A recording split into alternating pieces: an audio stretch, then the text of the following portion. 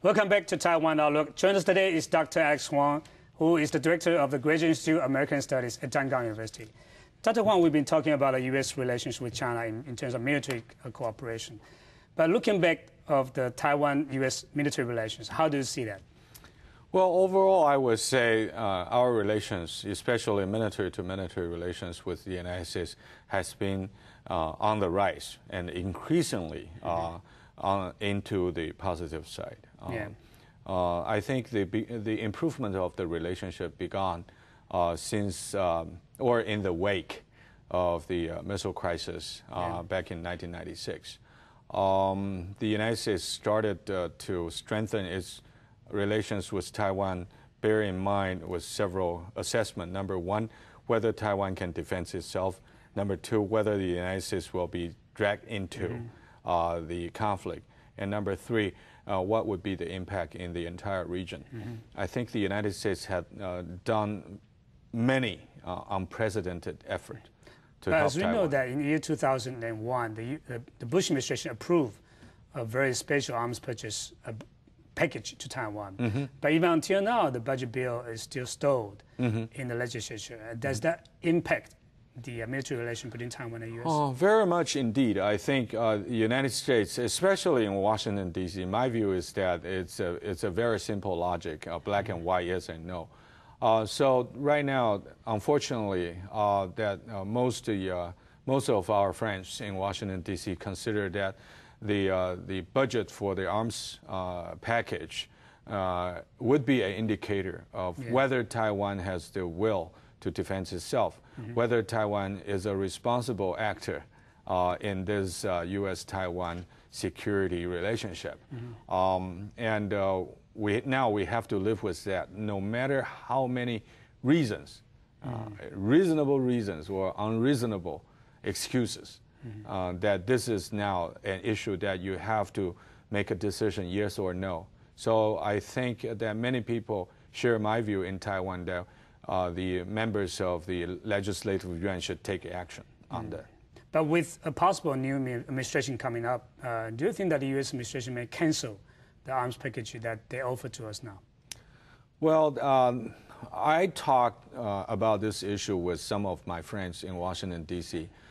They did not give me a firm answer, but my hunch, or at least I felt that they tried to let me know that the United States will not withdraw their commitment or offer. But it's pretty much depending on the timing that Taiwan takes the action. You know, because there are several offers that, even though we don't have a timeline or a time limit, but those are the programs that probably in their own production cycle would not support, let's say 10 years later. So the sooner the action, the better for Taiwan. But would that be possible to put some of the items in the regular budget instead of the special budgets? I think the Ministry of National Defense is doing that. And that's something that puzzles our friends. Because we spend more than 3 sessions of the legislative yuan to debate on whether to put it in the special budget bracket. And now the MND said, forget it, we will put it in the regular annual budget. But still, I think the defense budget is now a victim of a bigger fight. That's the annual budget between the green and the blue. So I try to remind our friends, especially those in Pentagon, that this is not the fault of the Ministry of Defense. This is the overall picture of Taiwan politics. But in terms of the items in the arms purchase package, some people have different views about whether these are items that we really need. In military sense, do you think that all those items, including submarines and things like that, are really Taiwan's urgent needs? I would say that, we just talk about the loss of military balance or force balance long time ago. So right now, what Taiwan needs is to find the way to sustain Taiwan's warfighting capability. We are now, comparing or get our force with the Chinese, or we are trying to get into an arms race with China.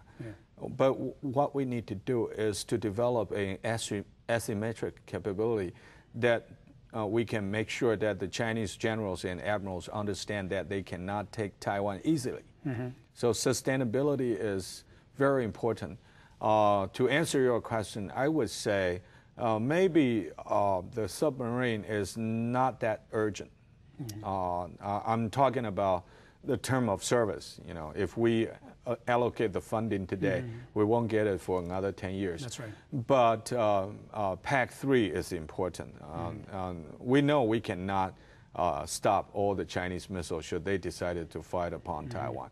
But we need that kind of psychological and political commitment, especially to our own people. We are not spending the money for the sake of American people. We are spending the money to protect our own people. And for the maritime reconnaissance airplane, PC-3, that's something that I think very important. We all know that the United States has access, together with the Japanese force, from Yokosuka to Okinawa. And we all know that the United States has good military arrangement and relationship from Singapore to the Philippines. So right now, north to Keelung and south to Kaohsiung are the two only D-link area that need to be filled. They have political difficulty. I mean, when I say they, that's the United States and Japan. They have political difficulties to come in and do it for themselves or for us. So Taiwan needs to show its own will and strength to defend that particular area and make sure that the Chinese cannot penetrate. But even with that, the linkage is still not there, you know, the linkage between Taiwan, Japan, Taiwan, and the U.S.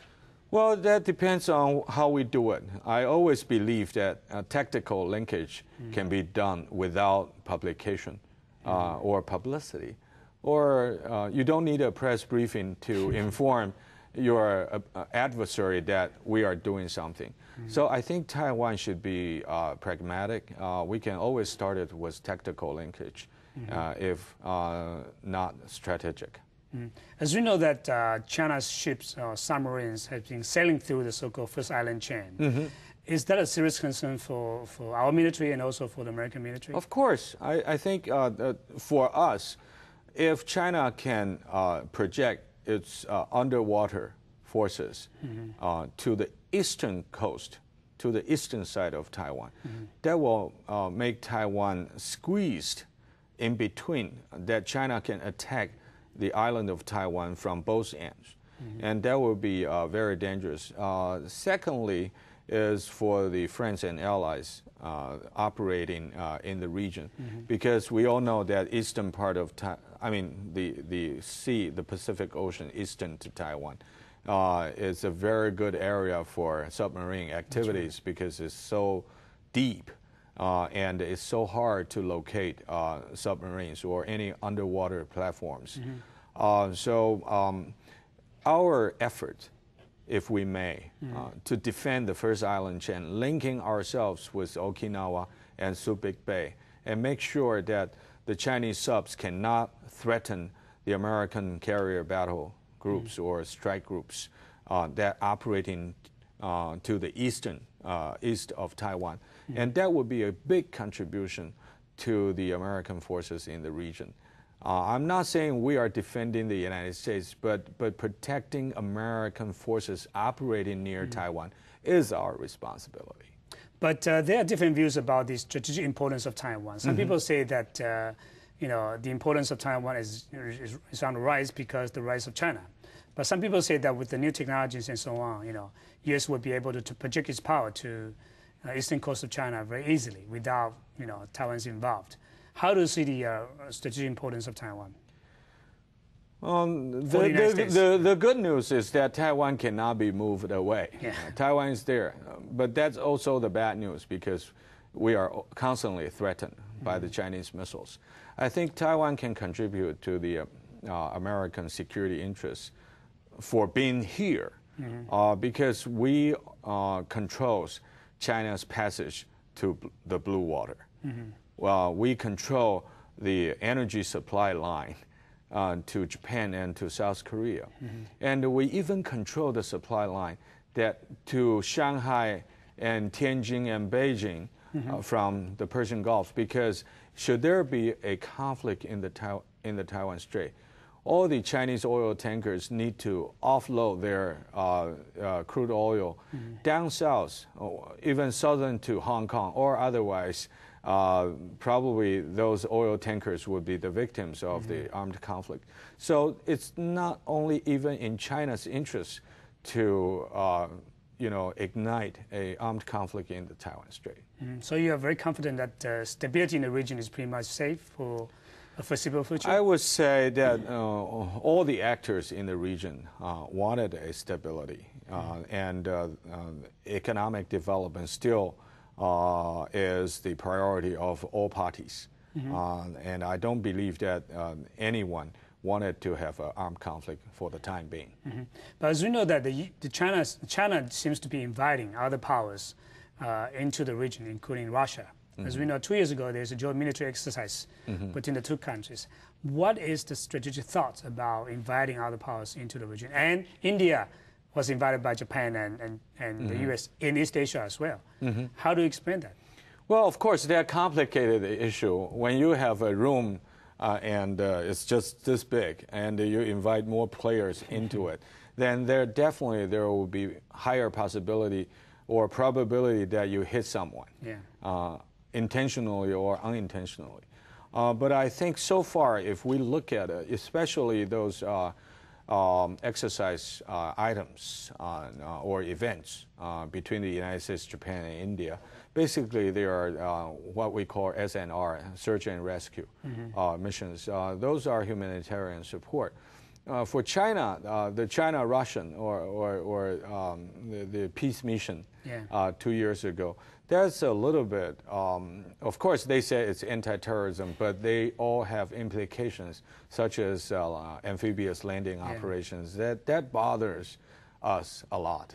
And I don't think, as I was told that they will do it again. So I think we should monitor these events very carefully. But on the Western camp, another player that is missing is South Korea.